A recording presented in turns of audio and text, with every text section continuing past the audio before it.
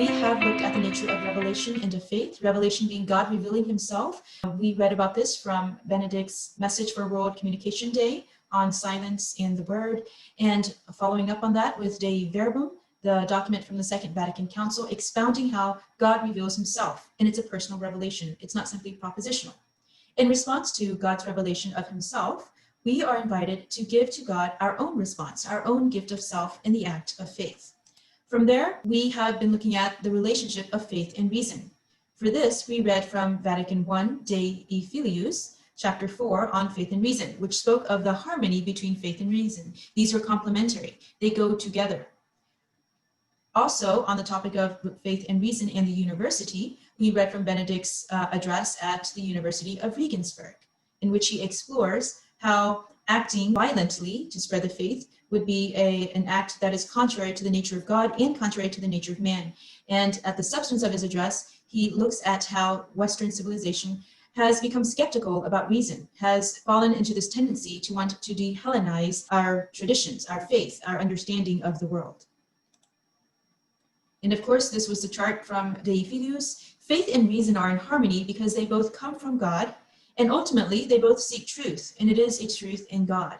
Having looked at the nature of faith, such as what Aquinas says about faith as a cause of fear, a genuine cause of fear, servile and filial fear, we will now turn to look at reason.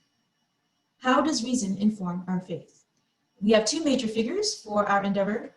These are St. Thomas Aquinas, whom you know, of course, and another figure, St. Anselm of Canterbury, whom you should also recognize, perhaps from the first module. We'll come back to these two in a second. But on the notion of reason, Aquinas has this distinction. He refers to what are called preambles of faith. Preambles of faith, if we parse the word preamble, pre is before, amble, like ambulatory, is movable or walking. So what comes before faith is what Aquinas will call the preambles of faith. So preambles of faith are the premises of reason, what we can know through human reason prior to the act of faith. Okay, it's the rational foundation on which the act of faith depends. When we speak of faith and revelation, we are speaking of those things which surpass our natural reason, and we only know because God has chosen to reveal them to us. Can you think of an example of a tenet of our faith which belongs to revelation? At the peak of this would be God as Trinitarian. How is God one God, and yet he's three persons, Father, Son, and Holy Spirit? Now that's a great mystery. The human mind, of its natural capacity, could not come to understand this on its own. It had to be revealed to us. And indeed, this is what Jesus does when he comes as the Word incarnate. He is the fullness of revelation of the essence of God, a God of love, a God who is Trinity. That's faith, something we know through revelation and we embrace with faith. What would be an example then of a preamble of faith? Something that does not require revelation, something which we embrace, which is part of our Christian faith, but it's something that we could come to know through reason alone. The best answer is what Aquinas says, and that is, of many different preambles of faith, the idea that God exists, for Aquinas, is not an idea based in revelation. The very existence of God for Aquinas does not require revelation. We can embrace it through God revealing himself that he exists, but even prior to revelation, what Aquinas is saying that even prior to revelation, human reason by its own capacity, employing the principles of reason, the human person can come to acknowledge that there must exist a God. That God is a preamble of faith. Okay, what do we mean by this? Aquinas will go on to say, as you see from the readings that were assigned for Module 4, Aquinas will want to present rational reasons to prove or to demonstrate that God exists. Okay, using reason alone, we can come to the knowledge that God is. We can't come to the knowledge of how God is, that he is Trinitarian, through faith alone. That escapes the powers of reason.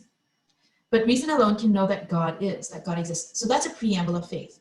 And today we're going to look at Aquinas's proofs for the existence of God and Anselm of Canterbury's ontological proof for God's existence. Okay? So let's start with Anselm. So firstly, who is Anselm? He is the famous Archbishop of Canterbury and also saint. Anselm was born in 1033 in Italy, and he received an education from Benedictine monasteries. He himself entered and became a monk in 1060. After the famous abbot at Bec left to establish a new foundation elsewhere, Anselm succeeded him and became the abbot at the monastery of Bec. In 1093, he was called to England and was made Archbishop of Canterbury. Anselm was a talented administrator, but at his core, he was essentially a monk, and he yearned for the cloister more than for ecclesiastical office and prestige. He preferred the life of prayer and the life of solitude and quiet and of teaching. We see from his deaths the production of many important works in theology. He himself is given the title Father of Scholastic Theology.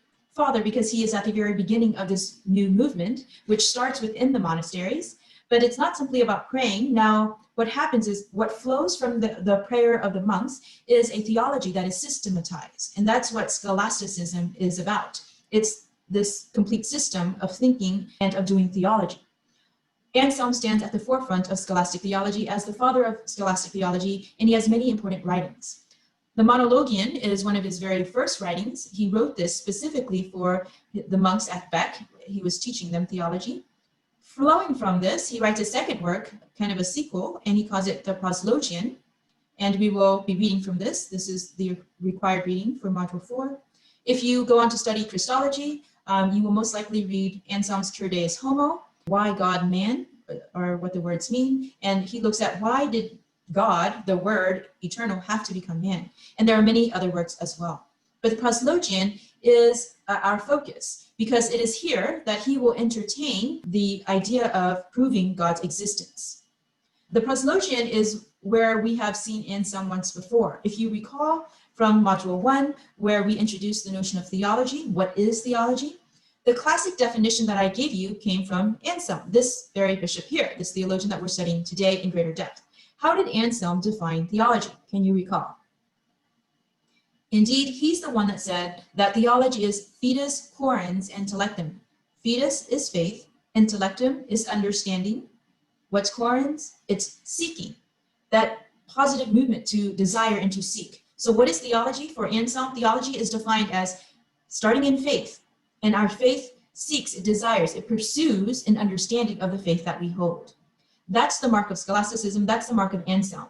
And this is what we'll see him employing, how he proceeds in the Proslogion.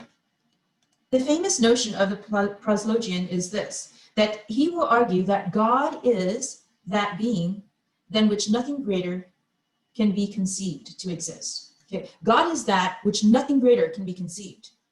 So keep that in mind, and we'll return to this as we look at the text itself. The other point to take note of is, as we read, notice the style of writing. Anselm is inspired, he's motivated, he's driven to seek understanding, not out of a stance of suspicion or of challenging God or of questioning God. Rather, he is driven by a love for his faith.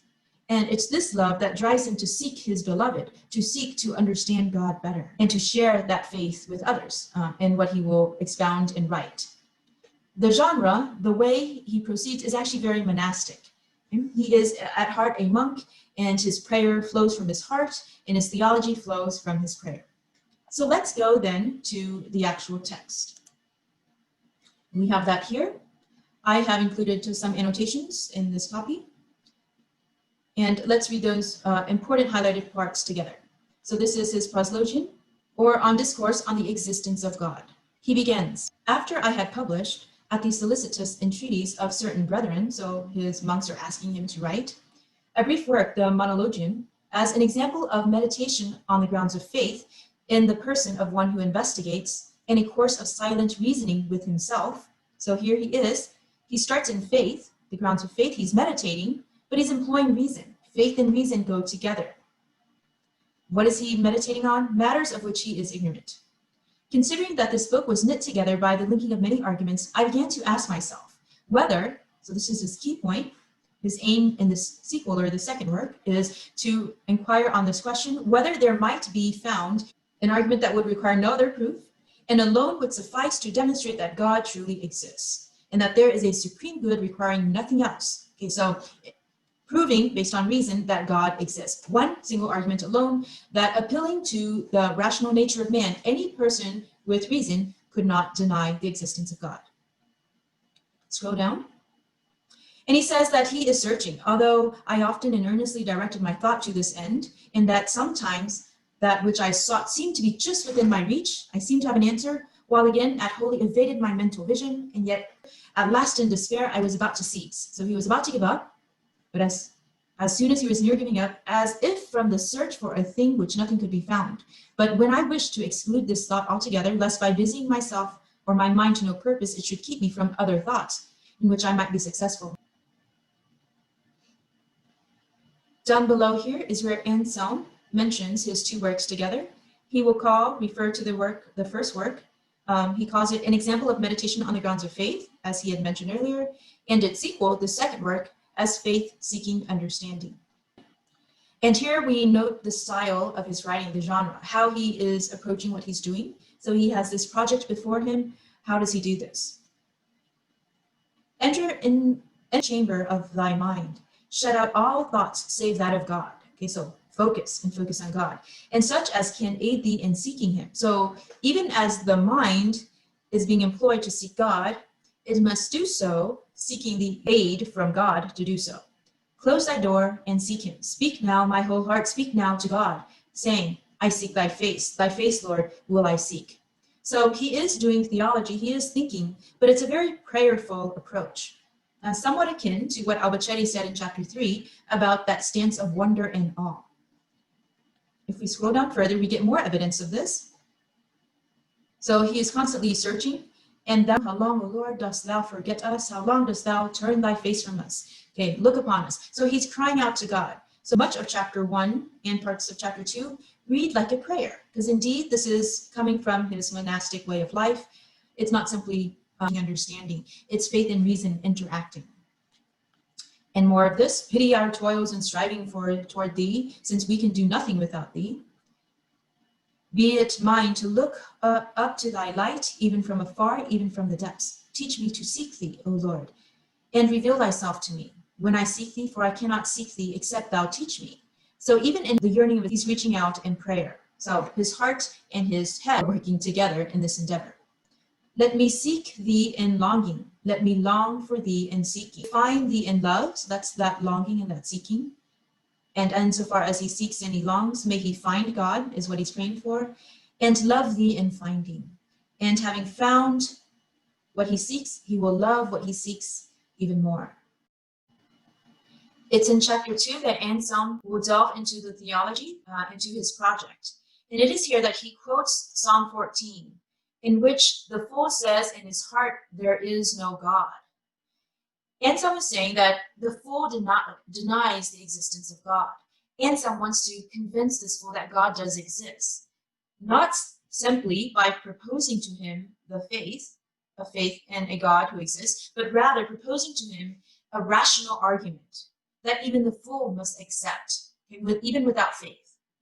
So he says here, but at any rate, this very fool, the fool in Psalm 14, who says God doesn't exist, when he hears of this being of which I speak, this argument that I have, what kind of argument? It's arguing that God is, quote, a being than which nothing greater can be conceived.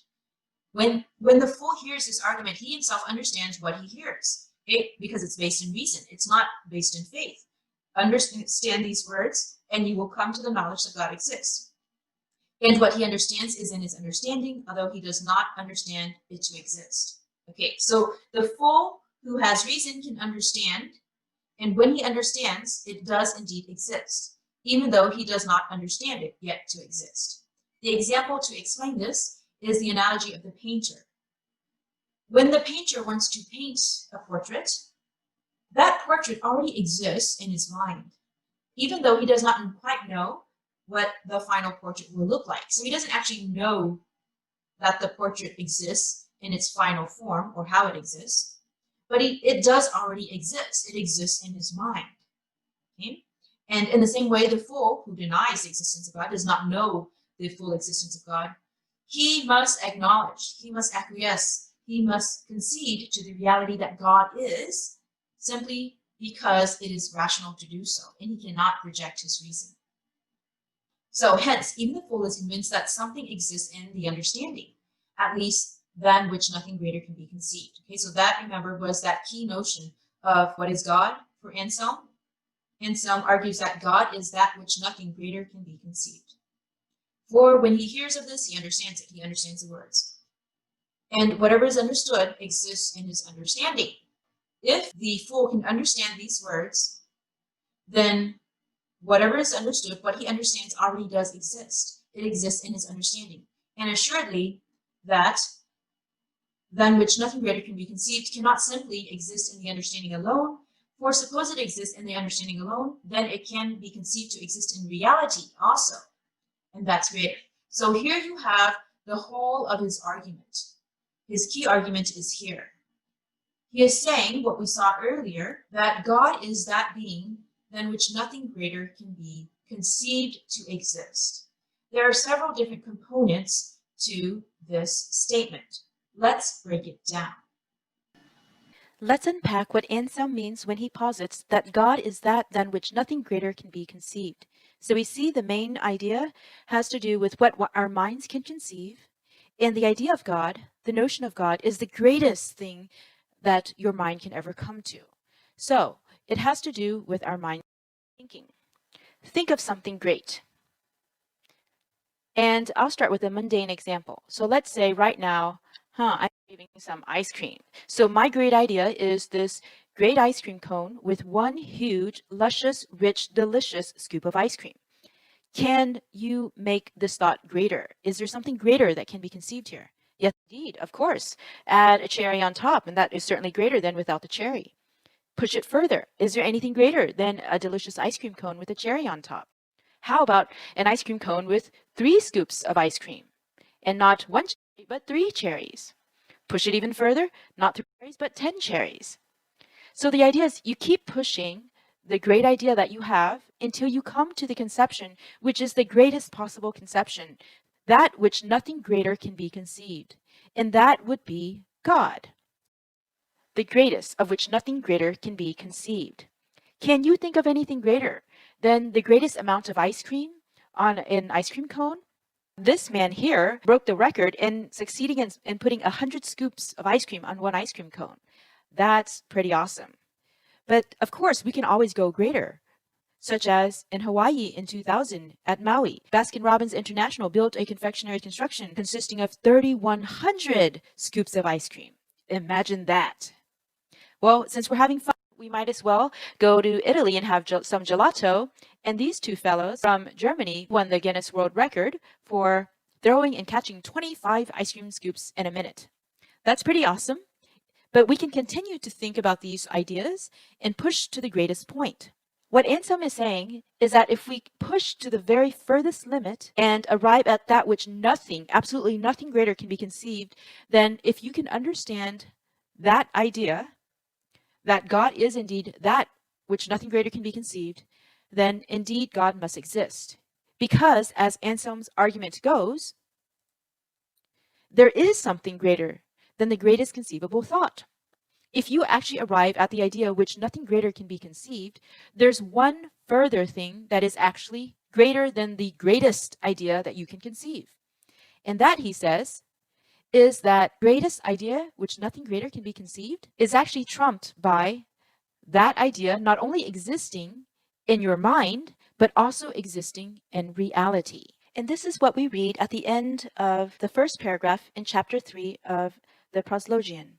And Anselm there recaps his argument saying, there is then so truly a being than which nothing greater can be conceived to exist, that it cannot even be conceived not to exist. And this being thou art, O Lord our God. So if you can conceive of the idea that nothing greater can be conceived than this idea, then the very fact that you can conceive of this in your mind says that it must also exist in reality. Because if it can exist in your mind, then there is actually a greater reality than that which is existing in your mind as the greatest conception possible. And the greater here, or the greatest here, is that conception existing both in your mind and in reality as well. And therefore, by definition, God exists. Wrap your mind around that. Think about that for a second. And we can ask, does this ontological argument really prove or demonstrate that God exists? Does it work? Well, Anselm wrote this about 1,000 years ago, And we're still thinking, reading, writing, arguing about it today. So there's something very powerful about his argument. Philosophers have come to call this argument the ontological argument because it wants to prove the very being of God. Ontology is the study of the ontos, which is the study of being, the very essence of God, who God is in himself. Does this argument, starting in the conception of one's mind, pushing to the furthest limit so that you think of that which nothing greater can be conceived, and as soon as you reach that point to the greatest conception, there is actually something greater, that very conception existing both in your mind and in reality, therefore, conclusion, God does exist. Does this argument work? Well, we can apply it to another very mundane example. Can you think of in your mind a real $1,000 bill? You can make it 2,000, 3,000, 10,000, 50,000, 100,000. But you can think of it all you want.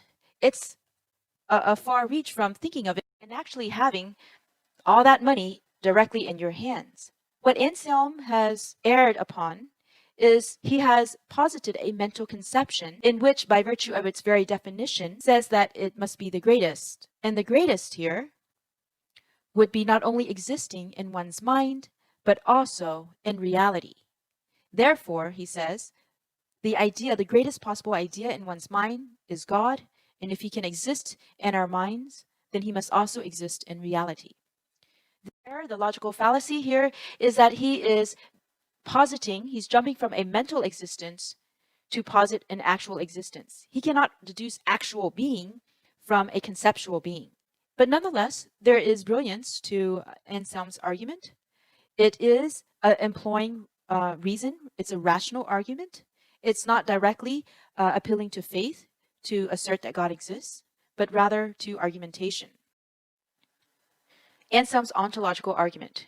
We turn next then to Aquinas's not ontological, but cosmological argument. So pay attention to what Aquinas will say and ask what's the essential difference? And why is Aquinas's arguments called cosmological rather than ontological?